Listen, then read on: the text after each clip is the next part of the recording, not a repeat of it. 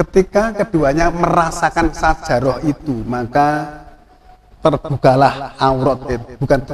Bukan aurat lagi, tubuhnya ya.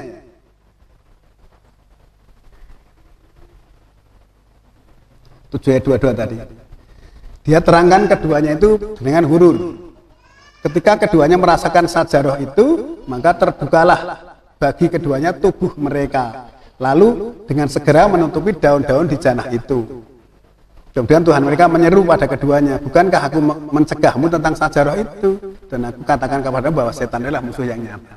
Nah, kalau kita melihat redaksi ini memang bukan buah pohon kayu. Larangannya juga jangan mendekat kok. Jangan mendekat, tapi kemudian ketika merasakan itu seluruh yang dipakai tadi terbuka semua. Apakah yang buka setan? Kita lihat ayat 7 ayat 26 ya. 7 ayat 26. Nanti 27.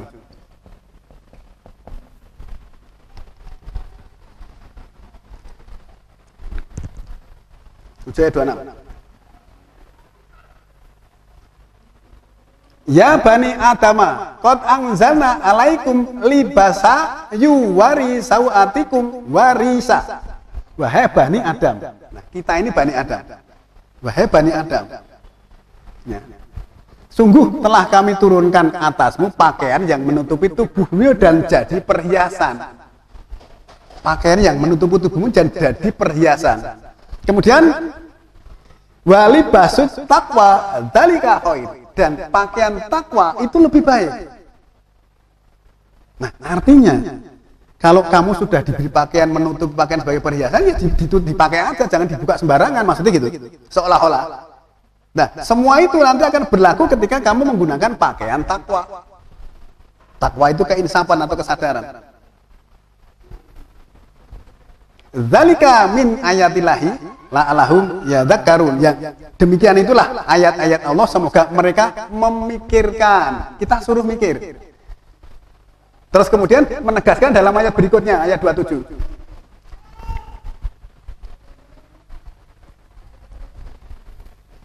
Ya bani Adam, layaf tinannakumus syaitonu kama akhraja abawaikum minal jannati. Wahai bani Adam, jangan setan memfitnah atau menyusahkan kamu sebagaimana dia mengeluarkan ibu bapakmu dari janah itu. Kita janah aja dulu, ya. Yang siu anhuma libasuhuma liyuriyahuma sawatihima. Dia telah menanggalkan pakaian mereka untuk memperlihatkan tubuh mereka. Lah, yang menanggalkan siapa? Dia sendiri kan? Dia telah menanggalkan pakaian mereka untuk memperlihatkan tubuh mereka. Terus kemudian setan, innahu yaraukum huwa qabiluhu min haitsu la tarunahu. Dan setan itu serta golongannya telah melihat kamu dari tempat yang kamu tidak melihat mereka. Berarti kan ada yang itu, Pak. Tapi Adam itu tidak tahu nih, ada yang melihat dari jauh, delik gitu, ngamping-ngamping wet gitu. Nah, kenapa pada saat dia tahu bahwa telah terbuka tubuhnya tadi kemudian ditutupi daun-daun di janah itu, mungkin menurut analisa ayat ini pakaiannya disembunyikan oleh setan tadi. Nah, ini mereka melihat kamu dari arah yang kamu tidak melihat mereka. Ya.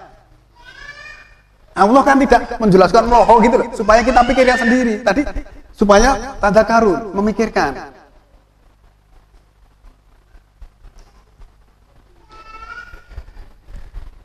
Kemudian inna ja'alna sayatina auliya'a lilladzina la yu'minun. Sesungguhnya kami menjadikan setan-setan itu pimpinan bagi orang-orang yang tidak beriman. Nah, berarti kan yang membuka dia sendiri. Terus kenapa ditutup dengan daun-daun di janah? Karena ternyata setan melihat dari arah yang kamu tidak melihat mereka. Mungkin pakaiannya didelik. Mungkin ya itu hanya analisa saja. Nah, keliru ya, tolong diluruskan.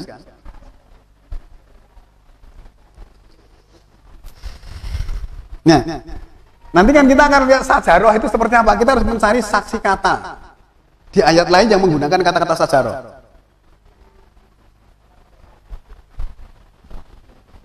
Kita tadi sudah tahu bahwa Adam adalah di episode kedua hidup di dunia, bukan di episode terakhir, karena terakhirnya belum sekarang ini. Ya Musa aja belum, masa udah terakhir. Nah, karena ini tidak diurutkan tadi, akhirnya khayalan surga itu di awang-awang sana, dan neraka itu kayak api unggun. Ya, Siratal Mustaqim itu seperti rambut dibelah 7. Nah, nanti kamu lewat meleset masuk ke neraka loh. Masuk neraka kayak gitu. Teknologi manusia aja sudah super canggih, masuk teknologinya Allah manual. Ya, seolah-olah Allah kan manual.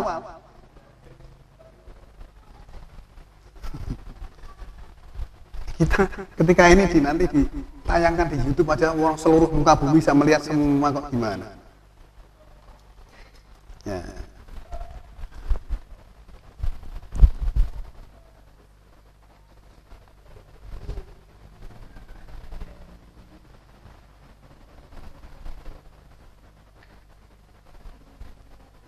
Nah, saudara sekalian, bahwa di dalam Al-Quran itu Allah sering memberikan satu penjelasan itu di tempat satu dengan yang lain berbeda.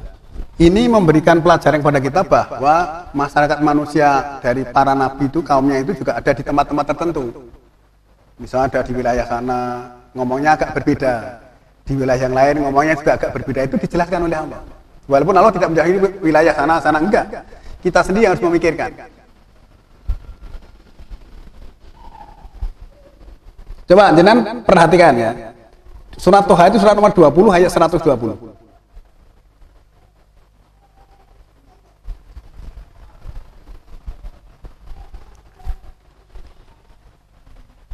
20, 120. Terus nanti 121 ya. Ini juga fawas wasa ilaihi saitonu qala ya adamu hal aduluka ala sajaratil kulti wa mulki la ya bala. Di sini ada sajaratil kulti. Diartikan buah kulti. Sajarah itu bukan buah. Buah itu samarot. Lalu setan membahas-bahaskan atau membisikkan kepadanya berkata, wahai Adam, maukah aku terangkan padamu tentang sajaratul khuldi? Kalau saya mengatakan sajarah pertumbuhan dari pertumbuhan kekal, artinya nanti kamu akan hum fiha khalidun, itu kekal. Bukan buah khuldi. Buah khuldi itu kaya apa mbok tuku nak. Dan kerajaan yang tidak mengandung ujian. Kan berarti itu semuanya gurur fata morgana. Setan tadi kan yuhi ba'dukum ba'dukum ba'duhum ba'du. Yuhrufal qawlu ghurura. Perkataan mewah fata morgana. Terus kemudian ayat berikutnya lah di sini wa akala minha fabadat lahuma sa'atuhuma batafiqa yahsimani alaihima mi waraqil jannah. Maka keduanya makan daripadanya. Tidak dikatakan makan buah. Di sini akala minha, mereka keduanya makan daripadanya. Kalau di 7 ayat yang ke-22 tadi ketika keduanya merasakan. Ya. Ini kan berarti Allah menjelaskan di berbagai kaumnya Nabi Adam di sana dengan di sana itu berbeda redaksinya. Maksudnya gitu. Fa badat lahuma sau'atuhuma. Lalu nyatalah bagi keduanya tubuh mereka. Tubuh mereka nyata itu kan terbuka kan? Karena kalau yang ayat sebelumnya tadi kan terbuka. Lalu mereka segera menutupi atas keduanya dengan daun-daun di janah itu. Adam telah menyanggah Tuhannya, menentang Tuhannya, maka kelirulah dia.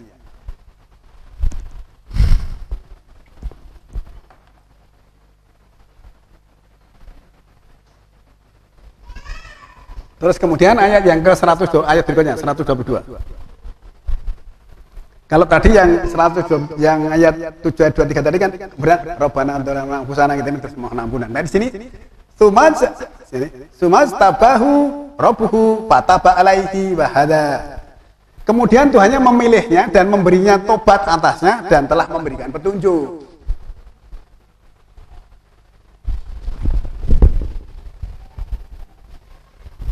Jadi memang Adam itu sudah dipilih, kemudian diberikan tobat atasnya dan juga diberi petunjuk. Nah, ayat-ayat ini memberi pengertian bahwa sebenarnya Adam diturunkan itu lebih cepat daripada rencana semula. Lebih cepat gimana? Misalnya Adam sudah mau direncanakan, mau dijadikan khalifah di bumi, tetapi Allah mau menceritakannya kepada malaikat.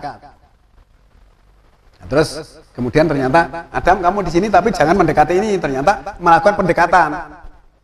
Akhirnya terbuka tubuhnya tadi. Terus kemudian dia merasa bersalah, kemudian Robbana dzlamna anfusana itu tadi 223 tadi. Ini juga begitu, ternyata sudah dipilih dan diberi tobat. Terus kemudian ayat berikutnya. Qalah bitu minha jami'a. Allah berfirman, turunlah daripadanya semuanya. Kemudian ba'dzukum li ba'din adu, setengah kamu bagi setengah yang lain adalah musuh. Fa imma ya'tinakum mini huda faman tabi'a hudaya fala yadhilu wala yasqa. Maka ketika datang padamu petunjukku, Pak Imaya tianakum mini huda, ketika datang kepadamu dariku petunjuk, faman tabi'ah hudaya, maka siapa yang mengikuti petunjuk itu, fala yadilu, tidak akan sesat, wala yabqa, dan tidak akan celaka. Kan berarti Adam juga diberi petunjuk kan? Kira-kira petunjuknya sama nggak dengan kita? Ya masih sama. Ketika kita baca ihdinas siratal mustaqim siratal ladzina an'amta alaihim, alaihim itu ternyata surat 19 ayat 58. Ulaika alladziina an'amallahu alaihim minan nabiyina min dzurriyyati Adam wa mimman hamalna ma'an Nuh wa min dzurriyyati Ibrahim wa Israil wa mimman hadaina wa tabaina idza tutla alaihim ayatur rahman haru sujada wa bukiya. Kan sejak Nabi Adam berarti yang kita minta itu. Nah, kita sholat baca Al-Fatihah itu. Siratal ladzina an'amta alaihim ghairil maghdubi alaihim waladdallin, itu saya yang tidak mau yang itu. Yang kemurkai dan yang sesat. Yaitu ayat berikutnya 59, fa khalafa min ba'din khalfun abda'us sholata wa taba'us syahawati fasaufa yalqauna ghaya. Itu yang saya tidak mau, kan gitu. Seolah-olah kita membaca Fatihah itu seperti dialog kepada Allah. Tapi banyak di antara kita yang tidak paham. Ya.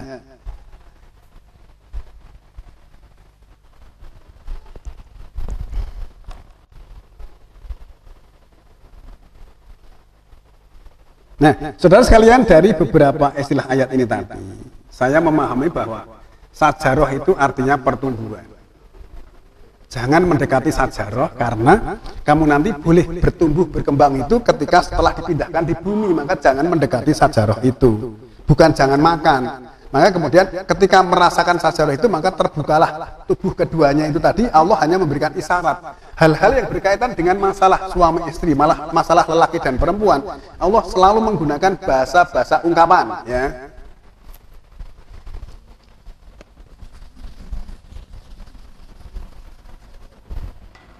Ini tadi sajaroh. Ya.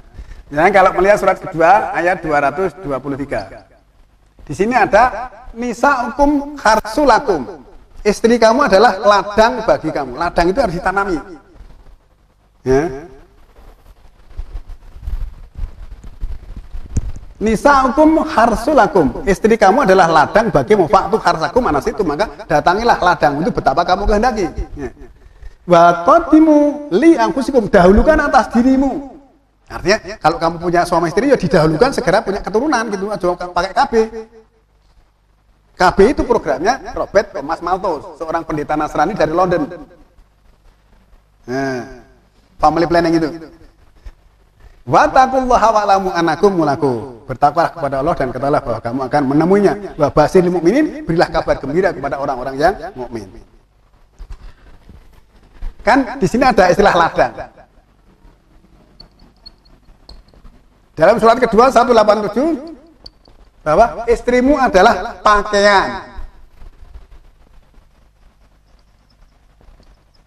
Allah tetap menggunakan bahasa ungkapan.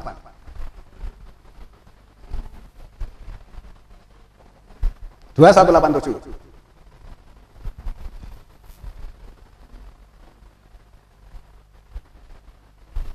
Ayat panjang.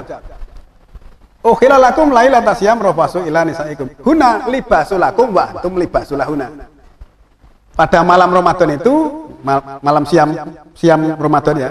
Rofasu ila nisaikum, kamu dihalalkan, ukhilalakum, dihalalkan bagi kamu pada malam puasa berhubungan dengan istri-istri kamu. Mereka pakaian bagi kamu dan kamu pakaian bagi mereka. Pakaian itu harus dipakai. Allah menggunakan bahasa pakaian. Ya. Terus kemudian 2547 ini juga malam sebagai pakaian. Tidurmu untuk istirahat. Ya, 2547.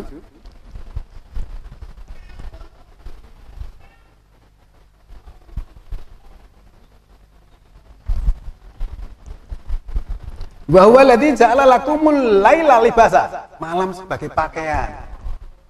Artinya, pakaian di sini tadi dipakainya pada malam hari. Maksudnya gitu.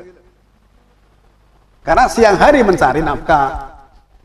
Wa nauma subata. Tidurmu untuk istirahat, wa ja'ala nahara nusura. Siang hari untuk kebangkitan, berarti mencari nafkah. Itu nanti juga bisa dilihat surat 78 ayat 8, 9 dan 10.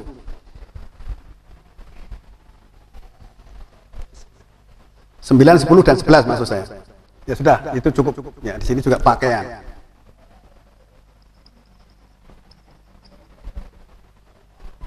Kemudian satu lagi ya, surat ke-7 189 itu. Di situ ada istilah menutupi.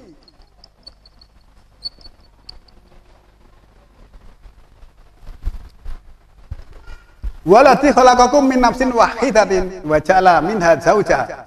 Liyaskuna ilaiha. Dialah yang menciptakan kamu dari diri yang satu, kemudian dia jadikan daripadanya, bukan dia ciptakan, dia jadikan daripadanya pasangannya. Nah, kalau H itu kan mesti perempuan kan? Liyaskuna ilaiha, agar dia tinggal bersamanya. Falamata ghassaha, ketika pasangan tadi menutupinya, menutupi pasangan minafsi wahidah tadi, bahasanya Allah menutupinya. Hamalat hamlan khafifan, hamilah dia dengan kandungan yang ringan. Nah, di sini pasangannya menutupi nafsin wahidah hamil dengan kandungan yang ringan, bahasa ungkapan kan? Ya. Famaroti, berlalulah dia dengan artinya waktunya berlalu. Bahasanya itu bahasa ungkapan semua. Belum langsung diterangkan loh nantinya jadi bengok-bengok. Ya. Maka bahasanya bahasa halus Allah itu. Nah, falama sekolah ketika telah memberat kandungannya. Nah, da'awallaha rabbahuma. Kemudian keduanya menyuruh kepada Allah Tuhan mereka. Ketika kamu berikan kepada anak kami anak yang soleh, tentu kami termasuk orang yang bersyukur. Nah, di sini yang saya garis bawahi adalah falama taghasaha hamalat hamlan khafifan. Ketika dia pasangan tadi menutupinya, maka yang ditutupi tadi hamilah dia dengan kandungan yang ringan. Kan tetap bahasa ungkapan kan.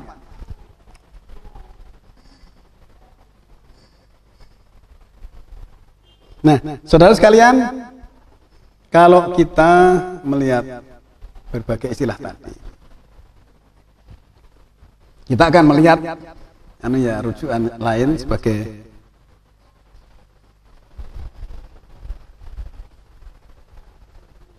artinya untuk menegaskan sebagai saksi kata ya. Kita akan lihat kata-kata sajaroh di ayat lain. Apakah sajaroh itu memang pohon, maksudnya gitu. Allah memang sering membuat perumpamaan. Tetapi kadang-kadang kita juga dengan perumpamaan itu tidak begitu perhatian. Coba kita lihat surat 17:89. Laqad sarafna lin-nasi fi hadzal Qur'an min kulli masal fa aba aktsarun nasi ila kufur. Dan sungguh telah kami jelaskan, kami ulang-ulang, bolak-balik untuk manusia di dalam Al-Qur'an ini dari setiap perumpamaan. Baik ilmu maupun keterangan yang terkait antar ayat, maka kebanyakan manusia itu menolak bahkan jadi kafir. Wah, kamu memahami ayat lompat-lompat gimana itu? Jangan tahu nggak? Ayat Al-Quran itu diturunkannya juga tidak berurutan. Maka memahaminya juga harus seperti pada waktu ayat diturunkan, supaya tidak mudah dipalsukan. Karena urut dipalsukan gampang. Pengertiannya gitu. Wahyu pertama, ya, itu surat Al-Alaq ayat 1 sampai 5. diletakkan ke surat nomor 96 loh. Wahyu pertama diletakkan nomor surat hanya 96. 1 sampai 5, tapi akhirnya surat nomor 96 itu dilengkapi menjadi 19 ayat. Kan berarti nggak barengan? Wahyu kedua Al-Qalam itu surat nomor 68.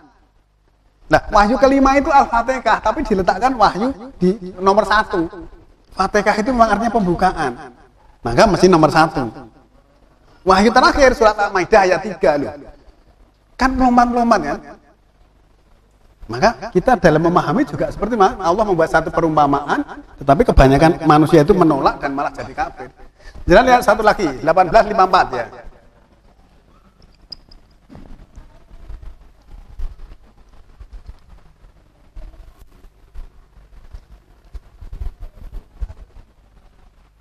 Walakon sarafna fi hadal Quran lin nasi min kulli masal. Dan sungguh kami jelaskan di dalam Al-Qur'an ini untuk manusia dari setiap perumpamaan. Wa kanal insanu aksara syai'in jadala. Dan adalah manusia itu kebanyakan membantah tentang sesuatu. Kalau sana tadi itu malah jadi kafir, menolak dan jadi kafir, tapi ini kebanyakan manusia itu membantah tentang sesuatu. Kebanyakan berarti yang tidak sedikit. Maka nggak percaya, jangan silahkan adakan sensus. Bahwa ayat Quran disampaikan kepada orang-orang, itu masih semuanya menolak, apalagi yang beri penjelasan itu orang yang merasa ilmunya lebih tinggi. Merasa lebih tinggi itu belum tentu lebih tinggi. Yang paling tinggi ilmunya adalah Allah. Gitu loh. Harusnya ketika menerima informasi ayat Al-Quran, harusnya ya coba tak pelajarannya, siapa tahu nanti yang saya punya itu ternyata keliru misalnya gitu. Tapi nggak ada yang mau begitu. Wah, kamu sekolahnya di mana kok ngajari saya? Aku ki sekolahku yang samawat.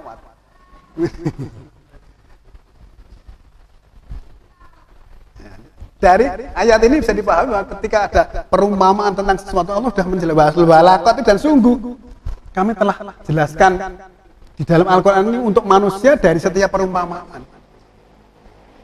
Tapi kebanyakan manusia itu justru membantah tentang sesuatu yang tidak sedikit, karena kebanyakan membantah kok.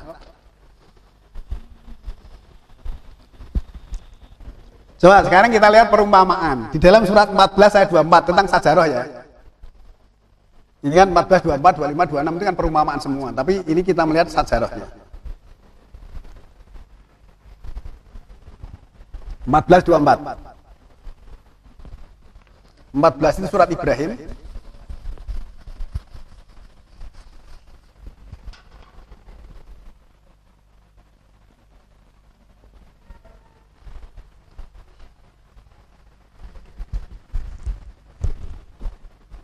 Alam taro kaifa daraballahu masalan kalimatan thayyibatan kasajaratin thayyibatin asluha sabitun fil wa furfaruha fis sama.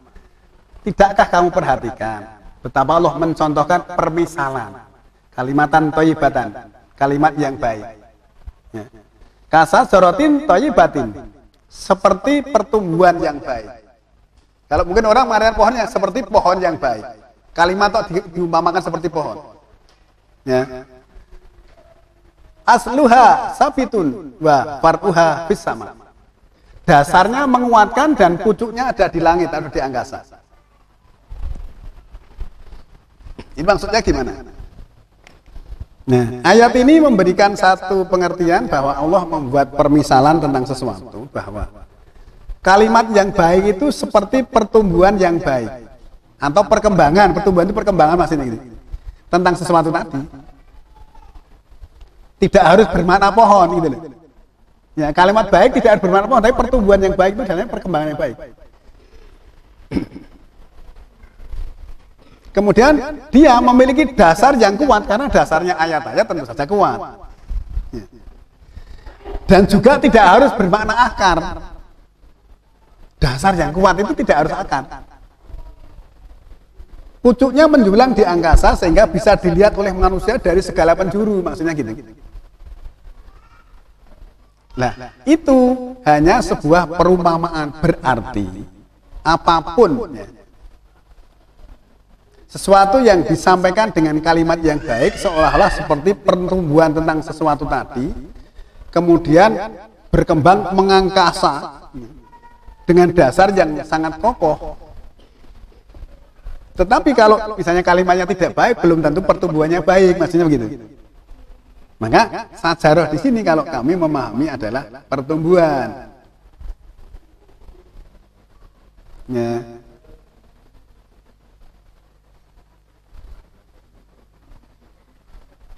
Coba, jangan lihat surat 17 ayat 60, terjemahan umum dulu ya. Wa id qulna laka inna rabbaka ahata binnas wa ma ja'ana ru'yal lati arainaka ila fitnatal linas wa sajaratal mal'unata fil Qur'an wa nukhawwifuhum fama yajiduhum ila tughyanan kabira. Dan ingatlah ketika kami wahyukan kepadamu, sesungguhnya ilmu Tuhanmu meliputi segala manusia. Dan kami tidak menjadikan mimpi yang telah kami perlihatkan kepadamu, melainkan sebagai ujian bagi manusia. Begitu pula pohon kayu yang terkutuk di dalam Al-Quran. Ya. Dan kami menakut-nakuti mereka, tetapi yang demikian itu hanyalah menambah besar kedurhakaan mereka. Coba kita terjemahan tadabbur. Wa id qulna laka inna rabbaka ahata binnas. Dan ketika dikatakan kepadamu Nabi waktu itu, inna rabbaka ahata binnas, sesungguhnya Tuhanmu itu menguasai manusia. Wa ma ja'alna ru'yal lati arainaka ila fitnatal linas. Dan tidaklah kami jadikan penglihatan yang kami perlihatkan kepadamu itu kecuali fitnah, ujian, cobaan, atau kesusahan bagi manusia. Ya. Wa sajaratal mal'unata fil Qur'an. Begitu pula pertumbuhan sajarah yang terkutuk atau dilaknati di dalam Al-Qur'an. Nah, maksudnya gimana? Itu perkembangan manusia yang kafir pada ketentuan hukum Allah, maksudnya gitu. Nanti akan saya jelaskan. Wa nukhawwifuhum fama yajiduhum ila tughyanan kabir. Kami cemaskan, khawatirkan mereka, maka tiada menambah mereka kecuali pelanggaran hukum atau kedurhakaan yang besar. Jadi maksudnya gini. Pertumbuhan yang terkutuk dalam Al-Quran di dalam ayat itu tadi, maksudnya adalah sifat-sifat yang dimiliki oleh orang-orang kafir yang diterangkan di dalam Al-Quran. Orang-orang kafir itu tidak takut walaupun telah sering melihat sesuatu ya, mungkin bencana alam yang mengerikan, ya, mendengar keterangan-keterangan dalam ayat-ayat, dan juga melihat kejadian apa sajalah yang sebenarnya mereka sendiri ketakutan. Tapi dia tetap sombong, tetap melakukan kedurhakaan terhadap hukum-hukum yang Allah tetapkan. Karena memang di muka bumi ini ya tidak ada pohon yang terkutuk, itu tidak ada. Ini pohon yang terkutuk dalam Al-Quran. Ya. Kemudian apalagi pohon yang diberi peringatan oleh Al-Quran itu tidak ada. Nah, yang ada hanyalah perkembangan manusia, pertumbuhan manusia yang kafir terhadap ayat Allah tadi, yang sifat-sifatnya terangkan dalam Al-Quran sebagai yang terkutuk atau dilaknati tadi. Maka sajarah di sini mestinya, kalau menurut kami itu adalah pertumbuhan atau perkembangan tadi. Ya, jadi kan itu tadi adalah sifat. Nah, pertumbuhan yang dimaksudkan adalah sifat ya, sifat manusia yang kafir yang senantiasa menentang ketentuan hukum Allah.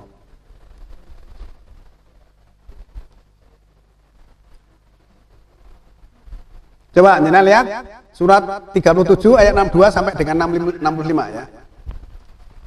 Nanti untuk perbandingan ya. Ini kan 17, 60, 37. Itu mulai ayat yang ke-62 sampai 65.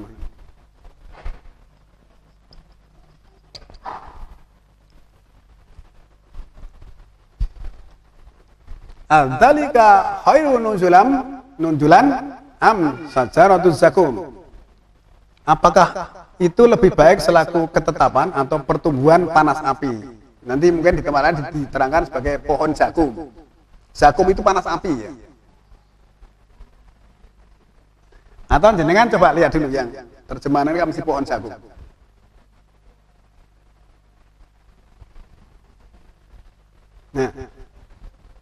itukah hidangan yang lebih baik atau pohon jagung? Terus kemudian inna ja'alnaha fitnatal lidzalimin. Sesungguhnya kami jadikan pohon jagung itu sebagai siksaan bagi orang-orang yang zalim. Pohon jagung seperti apa? Innaha sajaratun taharusu fi asalil jahim. Sesungguhnya dia adalah sebatang pohon yang keluar dari dasar neraka yang menyala. Coba kembali ke kita.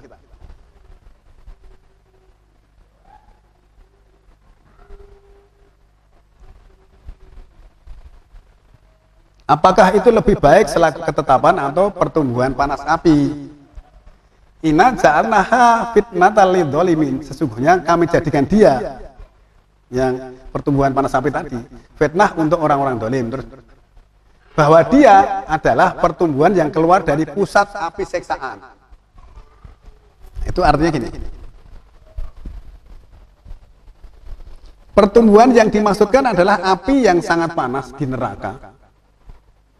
Karena tidak mungkin di neraka itu ada pohon kayu bisa bertahan hidup. Karena sangat panas luar biasa. Nah, ayat tersebut berhubungan erat dengan Al-Quran surat 101, ayat 8, 9, 10, dan 11. Ya, yang menerangkan bahwa neraka merupakan ibunya orang-orang kafir. Fa'umuhu hawiyah. Ya, ibunya orang-orang kafir. Dari orang kafir nanti ibunya adalah hawiyah. Kelak di hari kiamat orang-orang kafir akan menemui ibunya. Itulah pertumbuhan yang pucuknya seolah-olah kepala-kepala setan yang terdiri dari jin dan manusia sesuai dengan surat 6 112 tadi. Ya. Itulah pertumbuhan yang terkutuk di dalam Al-Qur'an menurut surat 17 60 dan juga sesuai dengan yang tadi surat 37 ayat yang ke-65 tadi. Di situ pucuknya seolah-olah kepala-kepala setan. Kepala setan itu berarti kan orang-orang kafir kan? Jadi bukan pohon sungguhan, itu hanya perumpamaan. Maka kalau di sini kami memahami adalah pertumbuhan. Nah, untuk lebih jelasnya kita lihat surat nomor 37 ayat 146. Ya.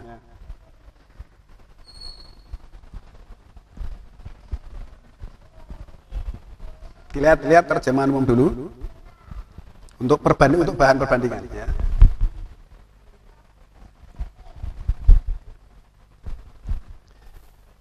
Wa ambatna alaihi sajaratan miyaqtin. Dan kami tumbuhkan untuk dia sebatang pohon dari jenis labu. Jenengan tahu labu? Labu pohonnya kayak apa? Labu itu pohon tumbuhan yang merambat, tidak mungkin punya pohon. Ya. Nah, mestinya kan dan kami tumbuhkan atasnya itu pertumbuhan dari labu. Labu itu merambat, itu tidak ada pohonnya. Nah, di dalam ayat ini mesti yang tepat ya pertumbuhan, bukan pohon. Ya, masuk labu kok ada pohonnya.